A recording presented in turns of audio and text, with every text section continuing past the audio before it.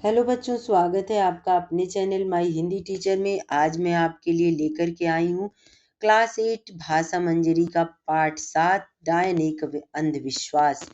इस पाठ का हम लोग प्रश्नोत्तर और भाषा संदर्भ देखेंगे बच्चों, क्योंकि इसके पहले वाले वीडियो में डायनिक अंधविश्वास पाठ से ही हमने सारा फुल चैप्टर का भावार्थ बताया था, सारांश बताया था और कवि का परिचय भी बता दिया था। अब इसमें 3 प्रश्न हैं इस चैप्टर में, लेकिन मैंने आपके लिए 4 और ऑब्जेक्टिव टाइप के क्वेश्चन बनाए हैं जो बहुत ही इंपॉर्टेंट होते हैं और हमेशा एग्जाम में आते हैं। तो चलिए इसी के साथ इनको भी देख लेते हैं। आपकी एक साथ ऑब्जेक्टिव टाइप के क्वेश्चन और लॉन्ग टाइप के जो भी क्वेश्चन आते हैं उन सब का एक ही वीडियो में आपसे का काम चल जाएगा। तो चलिए पढ़ती हूँ बच्चों। पहला प्रश्न है, डायनिक अंधविश्वास कविता किस विषय पर आधारित है?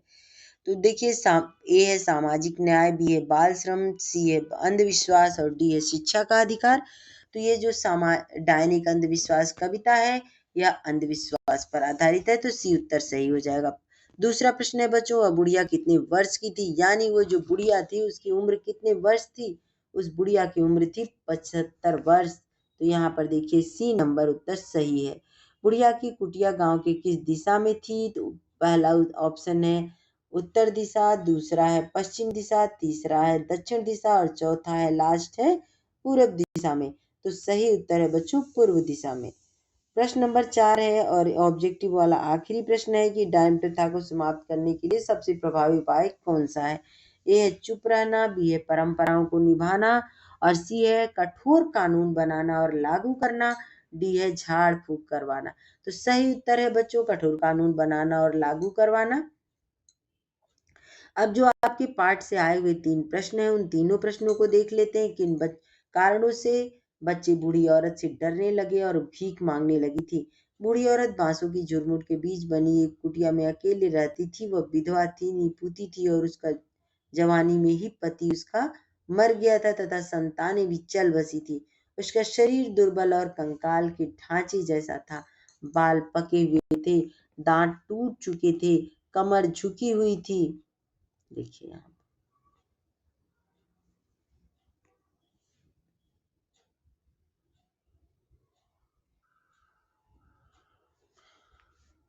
अकेली रहती थी, वह विधवा थी, निपुती थी, पुती पुता रहेगा बच्चों यहाँ, और उसकी जवानी में ही उसके पति की मृत्यु हो गई। संतानें चल बसी, उसका शरीर दुर्बल कंकाल के ढांचे जैसा था, बाल पके हुए थे, दांत टूट चुके थे और कमर झुकी हुई थी।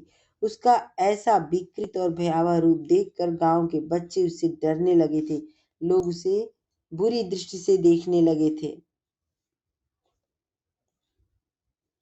वह भीख मांगने के लिए विवश हो गई थी। देखिए भयावह दृश्य, वो भयावह तो नहीं थी, लेकिन जब भूख से वह इतनी ज्यादा डरी हुई थी, भूख की वजह से, भूख उसकी जो भूख है वो पेट नहीं भरता था, भूख लगी रहती थी जिससे उसका शरीर दिन प्रतिदिन कमजोर होता जा रहा था।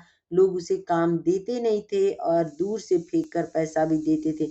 अगर कोई उसे नमस्ते भी करता था तो वह भी दूर से, और इसलिए नहीं कि वह बड़ी है, इसलिए गांव की सबसे बड़ी थी इसलिए उसे नमस्ते करता था, ऐसा नहीं है। वो उससे डर के मारे उसे नमस्ते करते थे।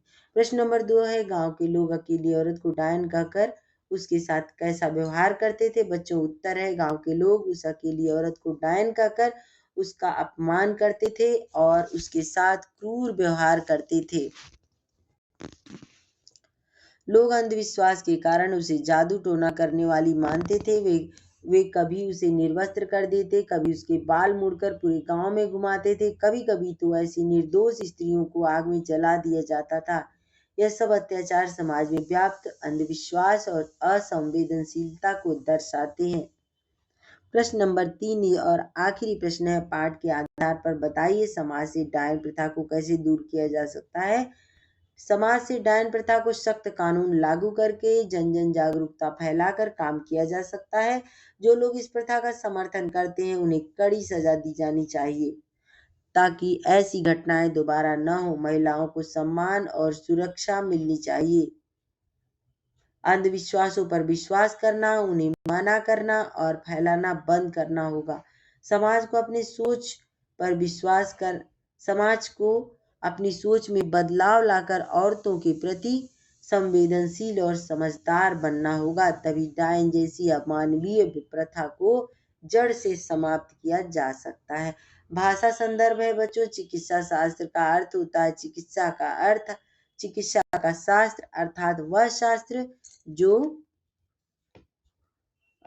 वह शास्त्र जो चिकित्सा से संबंधित हो। ऐसे ही कुछ और शास्त्रों के नाम बताइए, अभी बताइए वे किस विषय से जुड़े हैं। तो चलिए देखते हैं बच्चों। पहला है न्याय शास्त्र, न्याय शास्त्र कानून या न्याय से संबंधित है। दूसरा है राजनीति शास्त्र, राजनीति के सिद्धांतों से संबंधित है। अगला है भूगोल शास्त्र, पृथ्वी के और स्थान से संबंधित है।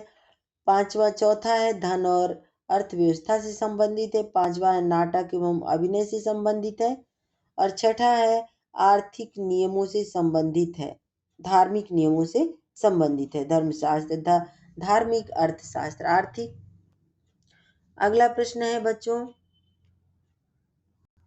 निम्नलिखित शब्दों के विलोम शब्द लिखिए। दोष का हो जाएगा गुण,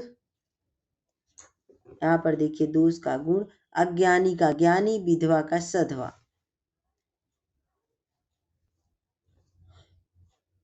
सम्मान का अपमान। वह थी एक मजदूर की औरत करने लगी मजदूरी। कविता की पंक्ति से व्याकरणिक अभ्यास देखिए। ऊपर की पंक्तियों में आए शब्द मजदूर और मजदूरी को देखिए। मजदूर मूल शब्द है जिसमें ई प्रत्यय जुड़ने से मजदूरी शब्द बना है। मजदूर प्लस ई बराबर मजदूरी। परेशान प्लस ई बराबर परेशानी। पहाड़ प्लस ई बराबर पहाड़ी। खेत प्लस ई बराबर खेती। गरीब प्लस ई बराबर गरीबी। अमीर प्लस ई बराबर अमीरी। नरम प्लस ई बराबर नरम। और चित्रकार प्लस ई बराबर चित्रकारी। यह भी पता कीजिए कि मूल शब्द संज्ञा है अथवा विशेषण।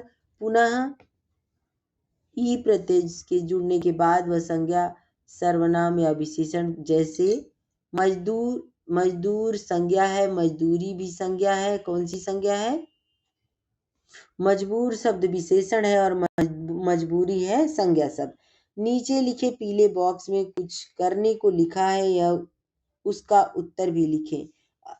अगर आपने देखा, पढ़ा या सुना होगा कि कुछ लोगों के द्वारा किसी महिला को डायन घोषित कर दिया जाता है जबकि वह सामान्य महिला ही होती है। आपकी समझ में उस महिला को डायन घोषित करने के पीछे क्या कारण हो सकता है? तो इसका उत्तर है किसी महिला को डायन घोषित करने से के पीछे समाज में फैले अंधविश्वास, अशिक्षा, कुरीतियां और निजी स्वार्थ होते हैं। कभी संपत्ति हथियाने, बदला लेने, दबाने के लिए भी किसी अकेली वृद्ध या कमजोर महिला को डायन कह दिया जाता है। यह पूरी तरह से अमानवीय और असंवैधानिक है। तो चलिए बच्चों, इस वीडियो को मैं यहीं समाप्त करती हूँ। अभी तक आप मेरे साथ इतनी देर तक बने रहे, इसके लिए आपका बहुत बहुत धन्यवाद। और बच्चों, अगर आप मेरे चैनल पर नए हैं तो इस चैनल को सब्सक्राइब कर लीजिएगा। लाइक और कमेंट करना, शेयर करना नहीं भूलिएगा। धन्यवाद।